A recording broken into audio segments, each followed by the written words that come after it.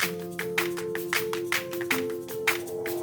guys, welcome back to Too Cool for Middle School. I'm doing a really fun video today because it's part of this big teacher tag loop. So there are a bunch of us that are all talking about our first year teaching today. Christina over at Teach Like a Girl started this tag. I love her. She's got such a great channel. I love her vlogs. I love what she does for young girls and women. So definitely check out her original video because she talks a lot about just the struggles of her first year teaching. She taught with Teach for America in Detroit, and that is one of the most difficult teaching assignments that I can think of off of the top of my head. And I think her heart in starting this tag was just to show new teachers or people who are going into teaching very soon, like the behind the scenes of when you were a first year teacher and how difficult it was. There are a lot of teacher YouTubers now, and you might see their videos and see their classrooms and think that they have everything all together and think that things weren't difficult for them, and then you're sitting there like crying in your car after school and you're like, oh my gosh, I don't measure up. But that's not true. All of us have gone through really difficult teaching years, even those people that you see on YouTube that you think have it all together. So I think that's why she wanted to start this tag, was just so that you could see like, no, everybody had it difficult at the beginning, and even now we're still all going through really hard stuff while we're teaching. So I really appreciate that about this tag. And the other teacher YouTubers that you can see in this loop are, I don't want to forget anybody, Miss Tierney, who I actually just did a video with the other day. We talked about things that we wish we knew when we were new teachers, and I talk a lot about all the stupid things I did right at the beginning. Also Teacher Tales, who put this whole loop together. Thank you so much, Florence. She's a teacher in Australia. It's so nice to have like international perspectives on teaching. I absolutely love watching teacher YouTubers from other countries. And then you may be coming over from Real Rap with the Reynolds. He teaches high school in Philadelphia. I also recently did a video with him. I was on his Teacher Talk Live like a week or so ago. And that was a lot of fun, especially since we both love hip hop so much. We got to talk about that a little bit at the end of our video. So if you haven't seen it,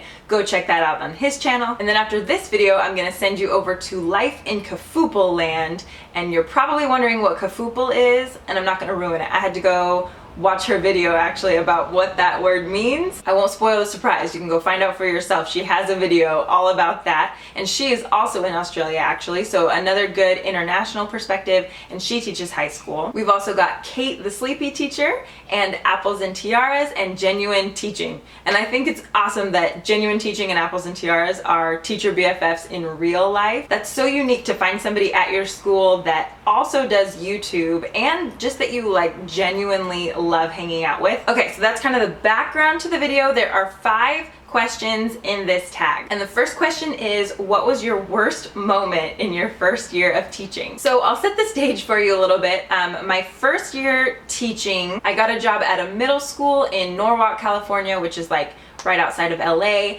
and it was only a part-time position. So I taught 8th grade US history, 1st, 2nd, and 3rd period. And then I could have just left at that time, but I always stuck around for lunch just to hang out with my fellow teachers, and I spent all of those extra periods just planning in my classroom.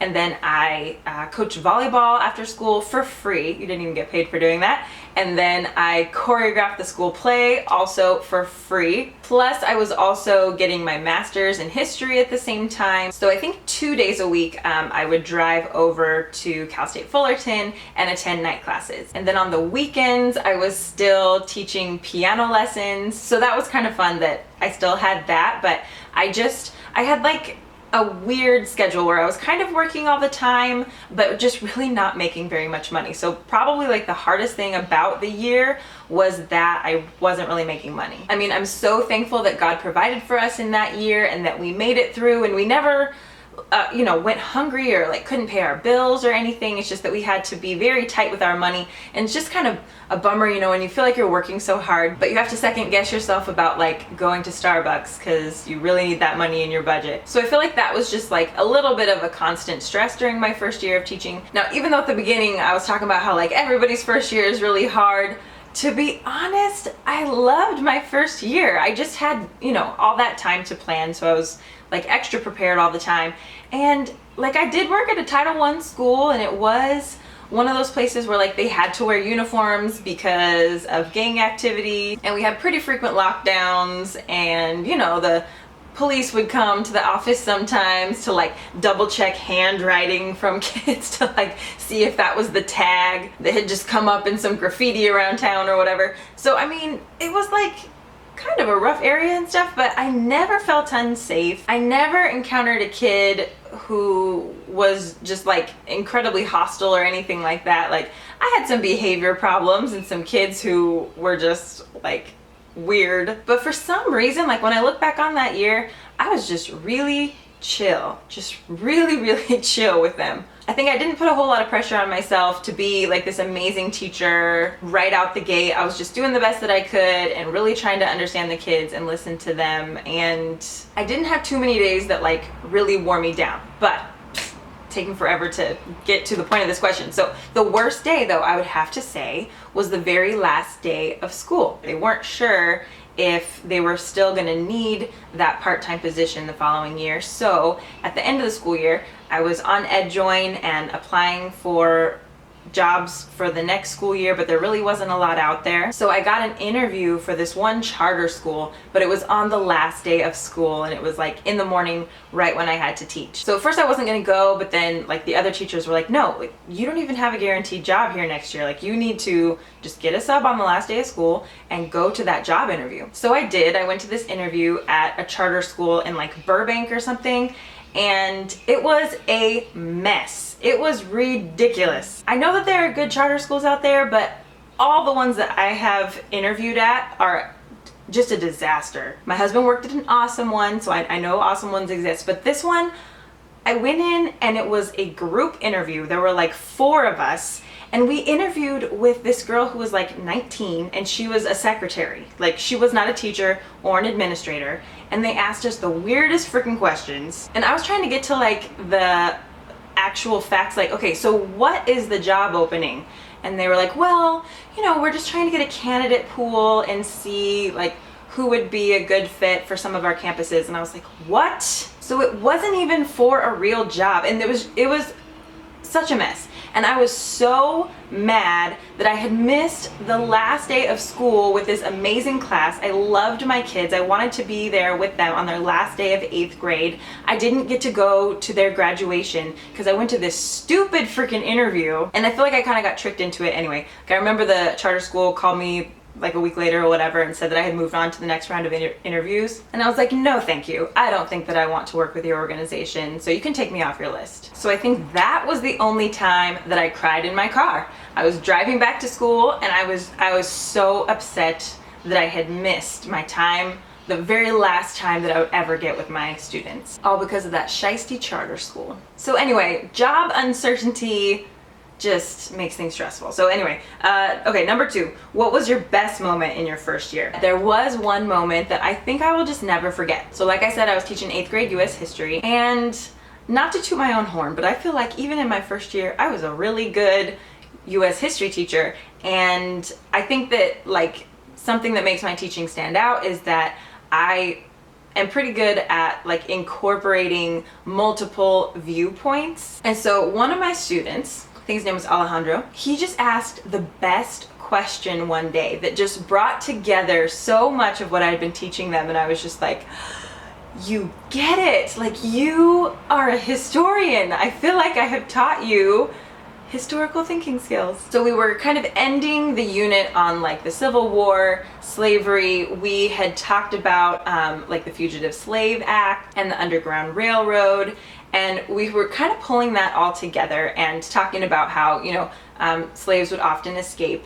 to the north or to Canada just to get out of the United States completely. And this kid raised his hand and he was like, were there ever slaves who escaped to Mexico? And I just asked him to like explain his thinking. He was like, well, there was no slavery in Mexico, which I taught them. Mexico was actually a lot closer to the south than traveling all the way to Canada. Knew his geography. Even if you did escape to the north, there was still the Fugitive Slave Act, critical thinking skills. And so it just seems to make sense that they would have gone to Mexico instead of Canada. And I was like, that does make sense. Like, that makes so much sense, and you are brilliant, and I love that question.